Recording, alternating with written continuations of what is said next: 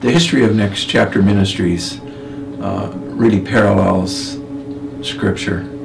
It's the story of who God is.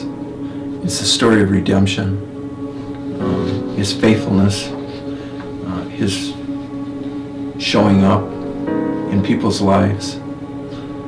I spent most of my life as an over-the-road, working life as an over-the-road truck driver.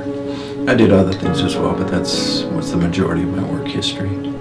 I was 27 years old when God saved me. I started to develop this passion to tell others about it. I was in a small group and one of the men in the small group was going into the Olmsted County Jail, leading a Bible study, and he was being transferred or taking a job out of Rochester, and he asked me if I had any interest in going in and leading the Bible study that he had been.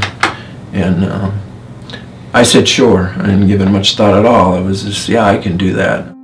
God has used that experience to show me who He is in not only in the truth of Scripture, but in the truth of other people's lives.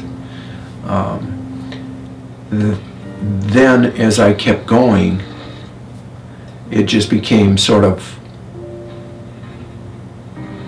an awesome journey that God had me on from the very first day I walked into that jail. It was from that experience that I saw the revolving door in the jail and wanted to help in a bigger way than just going in, coming to an understanding that going in and talking about the love of God wasn't the same as living out that love, that the gospel was more than speaking it, it was living it. And so in September of 1999, we began our first Bible study support group on the outside of the jail. I went to my church at First Baptist and asked them if I could have a room to have a Bible study in. And they gave me a room. From that time in 1999 to this day, we're still continuing that Bible study. As we met weekly, we came to this idea that that wasn't enough, because it became a long time from Thursday to Thursday. And that's when the idea of having a home started to come into our vision. We developed this vision for a home where men could come and live, and we could model Christian principles and teachings on a daily basis.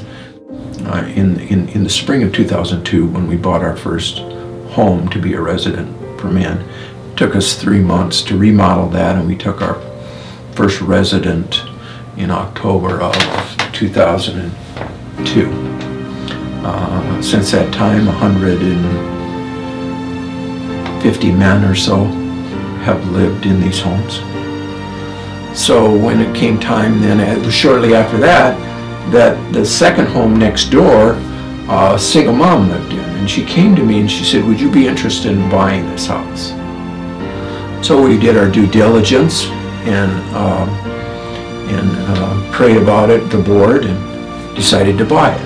And we bought it because by that time, women had started to become part of our weekly Bible study support group that we had started, and more women were coming for needing support and wanting the fellowship and the relationships. So we bought that second home with the idea that we wouldn't make it a residence, we would just make it a meeting place for women so they could come.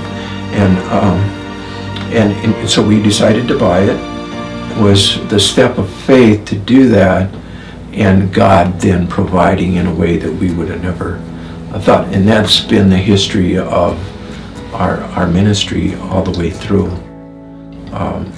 And then this home that we're sitting in now was in 2008 completely rebuilt. The little house that we initially bought was tore down.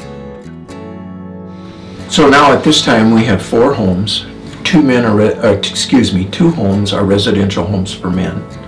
Up to 9 men can live in those 2 homes.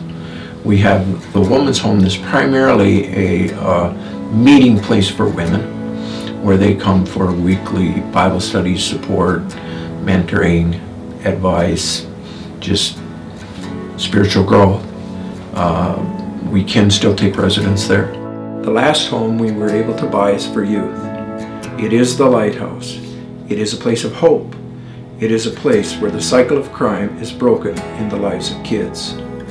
It is a place where kids are loved and encouraged to live out their lives as God intended them to live.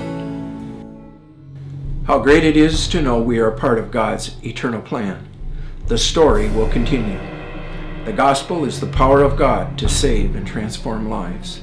At Next Chapter, we have the joy of being part of the writing of the next chapter of so many new lives.